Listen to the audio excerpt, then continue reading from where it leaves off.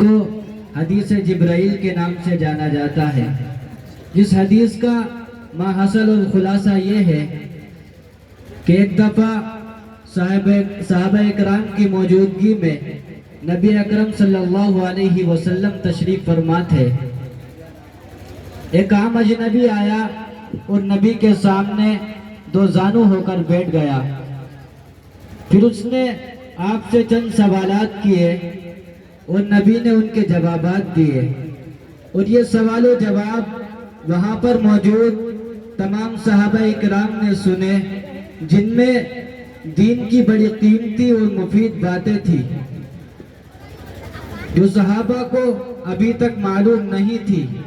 جب وہ اجنبی شخص چلا گیا تو حضور نے معلوم فرمایا کہ جانتے ہو یہ کون شخص تھے؟ تو صحابہ نے عرض کیا اللہ و رسولہ عالم، کہ ہم کو تو نہیں معلوم یہ کون ہے، لیکن اللہ اور اس کے رسول زیادہ جانتے ہیں۔ تو حضور نے ارشاد فرمایا یہ جبرائیل تھے جو تم کو تمہارا دین سکھلانے کے لیے آئے تھے۔ تو حضرات، کبھی تو سوال و جواب اس لیے ہوتے ہیں کہ سائل کو اس کا علم نہیں ہوتا، اور کبھی اس لیے ہوتے ہیں کہ سائل کو تو اس کا علم ہوتا ہے، لیکن وہاں پر دیگر حضرات کو اس پر متوجہ کرنا ان سوال و جواب کا اصلی مقصد ہوتا ہے۔ اور انہی آپ سے سوال و جواب کو عربی کی اصطلاح میں مکالمہ کہتے ہیں۔ اور الحمدللہ آج ہمارے اس مدرسہ جامعہ دارالفلاح میں ایک قرآن خوانی کے متعلق ایک مکالمہ بھی ہے، جس میں سوال و جواب کے انداز پر بڑی قیمتی اور مفید باتیں آپ حضرات کو سمجھانے کی کوشش کی گئی ہے۔ خدا کرے کہ اسلام کا صحیح مفہوم ہمارے ذہنوں میں آ جائے اور ہم بدعات و خرافات سے محفوظ رہے۔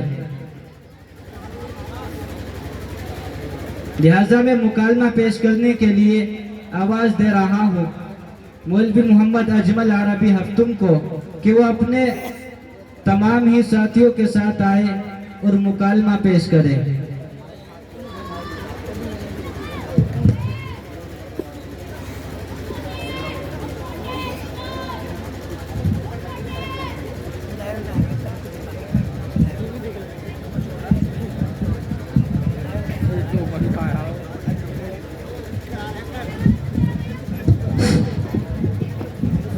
لہذا میں مکالمہ پیش کرنے کے لیے آواز دے رہا ہوں مولوی محمد اجمل عربی ہفتم، مولوی محمد ارشد عربی سوم، مولوی محمد حذیفہ عربی سوم، مولوی محمد زید عربی سوم اور مولوی محمد اجمل کو کہ وہ آئے اور مکالمہ پیش کرے۔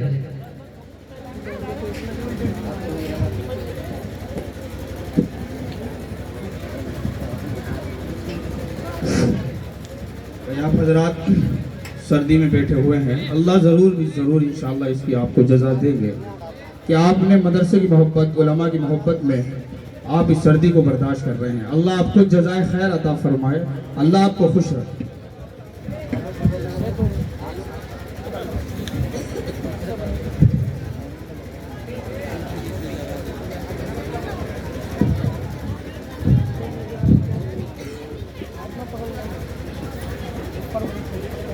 اور بھائی سبق یاد ہو گیا سب کا؟ جی ہو گیا۔ چلو ہاشم تم فضیلت قرآن کی حدیث پڑھو۔ بسم اللہ الرحمن الرحیم۔ عن عثمان رضی اللہ عنہ قال قال رسول اللہ صلی اللہ علیہ وسلم خیرکم من تعلم القرآن وعلمہ۔ ترجمہ: حضرت عثمان رضی اللہ عنہ سے حضور اقدس صلی اللہ علیہ وسلم کا یہ ارشاد منقول ہے کہ تم میں سب سے بہتر وہ شخص ہے جو قرآن شریف سیکھے اور سکھائے۔ مطلب یہ ہے کہ سب سے بہتر مشغلہ اور کام قرآن شریف کو سیکھنا اور سکھانا ہے، اور سب سے بہتر لوگ وہ ہیں جو قرآن شریف کو سیکھنے اور سکھانے میں مشغول رہتے ہیں۔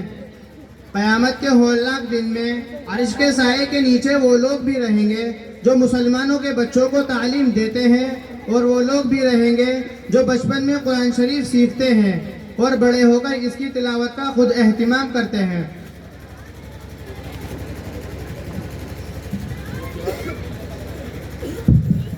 السلام علیکم جی مولوی صاحب، کیا حال ہے؟ جی وعلیکم السلام بھائی، ذرا میں ابھی پڑھا رہا تھا، آپ تھوڑی دیر کے بعد تشریف لائیے، میں ان بچوں کو ذرا سبق دے دوں ورنہ ان کا گھنٹہ ختم ہو جائے گا اور آج کا ان کا سبق رہ جائے گا۔ میں مولوی صاحب پڑھاتے رہیے بات کو، میری بات تجربے سے سن لو بس۔ میں نے کہہ رہا ہوں کہ ہم نے گھر بنایا نیا، تو تم بچوں کو بھیج کے قرآن پڑھوا دو اس میں، تاکہ اس میں جن بھوت جو بھی ہے سب ختم ہو جائے۔ بھائی کیا آپ ہی آپ کے بچوں میں کوئی قرآن پڑھا ہوا نہیں ہے جو روزانہ قرآن پڑھے؟ گھر میں تو روزانہ قرآن کی تلاوت ہونی چاہیے۔ میں مولوی صاحب مجھ سے اور میری بیوی سے تو قرآن پڑھنا آتا نہیں ہے، اور بچے تو وہ صبح اسکول چلے جا، قرآن پڑھنے کا تو ٹائم ہی نہ ان کے پاس۔ قرآن کیا وہ تو قاعدہ میں نے پڑھا ابھی تک۔ استغفر اللہ، بھائی آپ کیوں اپنے بچے کی آخرت تباہ کر رہے ہو؟ مرنا ہے اس کو بھی تو ذرا سوچو۔ اچھا بھائی آپ تھوڑی دیر کے بعد آئیے، میں ان کو گھنٹہ پڑھا دوں۔ میں مولوی صاحب دیکھے 100 کروڑ کا تمہارے پاس ہی آیا ہوں، سیدھا بھیج دو بچوں کو۔ استغفر اللہ، بھائی آپ نے نماز بھی نہیں پڑھی ہے؟ میں مولوی صاحب نواب ہوں، میں بھی نماز تو جمعہ کی پڑھ لوں بس۔ ارے بھائی قرآن خوانی کرانے سے برکت نہیں آتی ہے، بلکہ اللہ کے احکام کو اپنی زندگی میں لاؤ، نماز پڑھو، پھر دیکھو کہ برکت اور سکون رہے گا۔ زندگی اور اپنے حالات کی اصلاح کرو۔ قرآن خوانی کرانے سے برکت نہیں آتی ہے، بلکہ خود قرآن پڑھنے سے برکت آتی ہے۔ جی حافظ جی، ایک بات تو ہماری بھی سمجھ میں آ گئی بھائی کے ساتھ آپ کے پاس آنے سے، کہ گھر میں خود قرآن پڑھنا چاہیے اور روزانہ تلاوت کرنی چاہیے، اس کے بہت فائدے ہیں اور برکت بھی ہے اور قرآن کے حق کی ادائیگی بھی ہے۔ یہ بہت بڑھیا بات بتائی آپ نے۔ چلو بھائی ایسا ہی کریں گے انشاءاللہ۔ چلو بھائی حذیفہ، اب تم قرآن سیکھنے کی فضیلت کے بارے میں حدیث پڑھو۔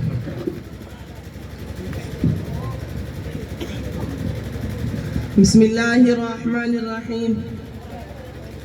عن عائشة رضي الله عنها قالت قال رسول الله صلى الله عليه وسلم الماهر بالقرآن مع السفرة الكرام البررة والذي يقرأ القرآن ويتتعتع فيه وهو عليه شاق له أجران۔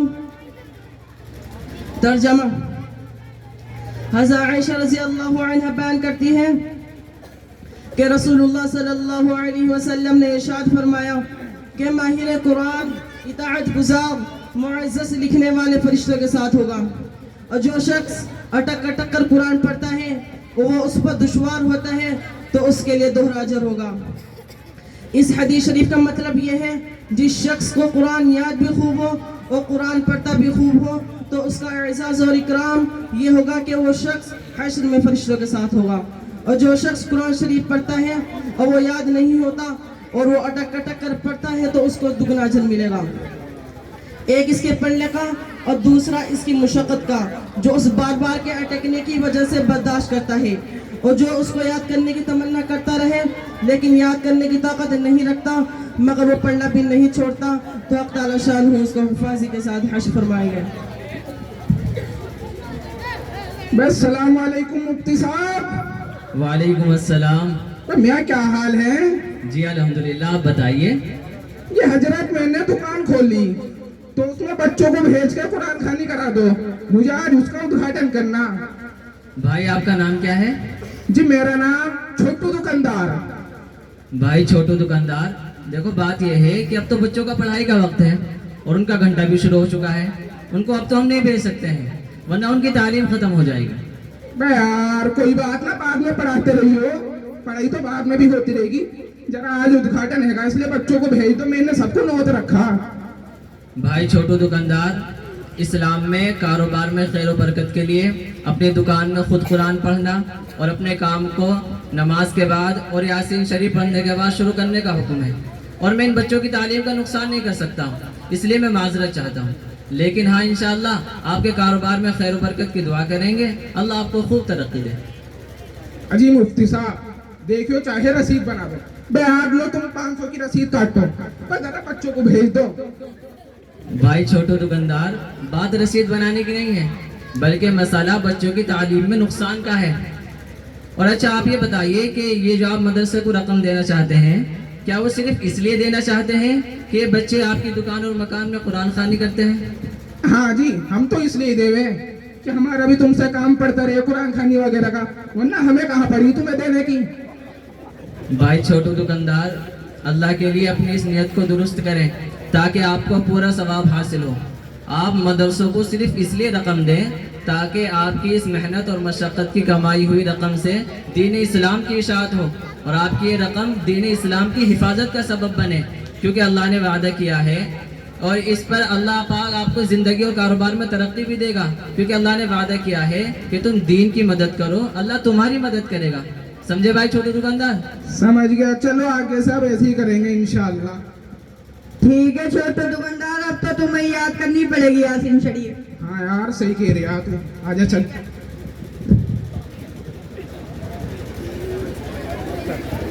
चलो भाई उमर, अब तुम दुआ मग़फ़िरत वाली हदीस पढ़ो। बिस्मिल्लाहिर्रहमानिर्रहीम। अन अब्दिल्लाहि इब्न अब्बास क़ाल क़ाल रसूलुल्लाह सल्लल्लाहु अलैहि वसल्लम मा अल-मय्यितु फ़िल क़ब्र इल्ला कल-ग़रीक़िल मुतग़व्विज़ यंतज़िरु दावतन तल्हक़ुहु मिन अबिन औ उम्मिन औ अख़िन औ सदीक़िन फ़इज़ा लहिक़तहु काना अहब्ब इलैहि मिन अद-दुन्या व मा फ़ीहा व इन्नल्लाह तआला लयुदख़िलु अला अहलिल क़ुबूर من دعاء أهل الأرض أمثال الجبال وإن هدية الأحياء إلى الأموات الاستغفار لهم۔ ترجمہ، حضرت عبداللہ ابن عباس رضی اللہ عنہ سے روایت ہے کہ رسول اللہ صلی اللہ علیہ وسلم نے ارشاد فرمایا، قبروں میں مدفون مردوں کی مثال بالکل اس شخص کی سی ہے جو دریا میں ڈوب رہا ہو اور مدد کے لیے چیخ و پکار رہا ہو، اور وہ بیچارہ انتظار کرتا ہے کہ ماں باپ یا بھائی یا کسی دوست آشنا کی طرف سے دعائے رحمت و مغفرت پہنچے۔ جب کسی کی طرف سے اس کو دعا کا تحفہ پہنچتا ہے تو اس کو دنیا و ما فیہا سے زیادہ عزیز و محبوب ہوتا ہے۔ دنیا میں بسنے والوں کی دعاؤں کی وجہ سے قبر کے مردوں کو اتنا عظیم ثواب اللہ کی طرف سے ملتا ہے جس کی مثال پہاڑوں سے دی جا سکتی ہے، اور مردوں کے لیے زندوں کی طرف سے خاص ہدیہ اور تحفہ ان کے لیے دعائے مغفرت ہے۔ السلام علیکم، کیا حال ہے؟ ٹھیک ہو مولوی صاحب؟ ذرا تھوڑا سا کام تھا یار، بچوں کو قرآن کھانے کے لیے بھیج دو، کل میرے دادا کا انتقال ہو گیا تو فاتحہ ہونی ہے۔ وعلیکم السلام۔ بھائی آپ نے ایک ساتھ اتنی باتیں بول دی، آپ ذرا یہ تو بتائیے کہ فاتحہ کیا ہوتی ہے؟ ارے حافظ جی، فاتحہ کو نہیں جانتے؟ ارے انتقال کے بعد جب اگلے دن دفناتے ہیں تو اس کے نام کی بریانی کھلاتے ہیں اور قرآن خوانی کراتے ہیں اور ناشتے میں پانی چائے پکوڑے کھلاتے ہیں، ہم اسی کو فاتحہ بولتے ہیں۔ بھائی دیکھو، فاتحہ ضروری نہیں ہے، بلکہ میت کے گھر والوں کو چاہیے کہ وہ اپنے مرنے والے کے لیے دعائیں مغفرت ضرور کریں اور ان کے لیے قرآن خود پڑھیں اور انہیں ثواب پہنچائیں اور ان کی طرف سے صدقہ کریں۔ فاتحہ اور مرنے والے کے نام پر بیجا رسموں سے توبہ کرو، سمجھے بھائی؟ ارے حافظ جی، اگر یہ نہ کرائے تو سب لوگ نو کہ نہیں ناتی اپنے مرنے والے سے محبت، یہ تو اس کے مال پر قبضہ کر کے بیٹھ گئے، نہ ہی اس کے نام کی فاتحہ کرائی اور اس کے نام کی بریانی بھی نہیں کھلائی، اور وہاں 10 دن بعد 10 کرنا پڑتا ہے، اس میں بریانی کے 10 بھگونے بنتے ہیں، تو اس میں بچوں کو بھیج دینا، اور 40 دن بعد 40 ہونا ہے تو اس میں بھی بریانی پکے گی اور بچوں کی بھی دعوت رہے گی، آپ بھی آنا اور بچوں کے لے کے بھی آنا۔ اور ہاں دادی کہہ رہی تھی کہ مسلسل 5 جمعرات تک قرآن خوانی لکھوائیے ہو۔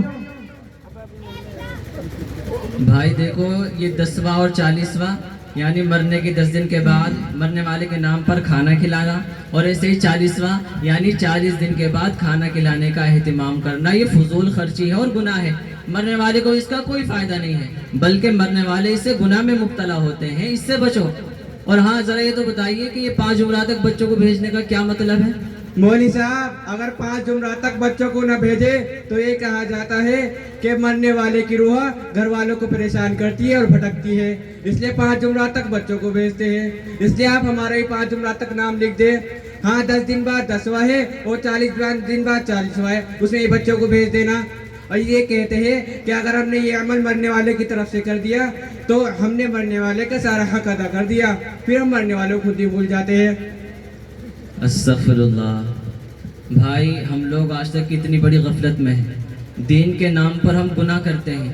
ہرگز ایسا نہیں ہے، بلکہ جب کوئی انتقال کر جائے تو اسلام نے ان کے ساتھ محبت کا سب سے اچھا اور بہتر طریقہ یہی بتایا ہے کہ ہم سے جتنا ہو سکے ہم ان کے لیے دعائیں مغفرت ضرور کریں، اور جن لوگوں کے ہم پر احسانات ہیں ہم ان کے مرنے کے بعد ان کے لیے خوب مغفرت کی دعائیں کریں۔ اس سے مرنے والوں کا بھی فائدہ ہے اور زندوں کا بھی فائدہ ہے، اور ان کی طرف سے صدقہ کریں، اس کا ثواب مرنے والے کو بھی ملے گا اور زندوں کو بھی ملے گا۔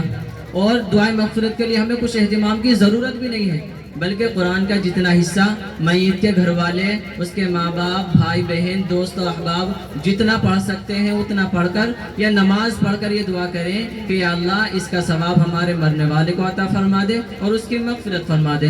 بس یہی دعائیں مغفرت ہے۔ چلو ٹھیک ہے مولوی صاحب، کہیں اور ہی رکھیں کمال بھائی، یہاں نہ بننے بات۔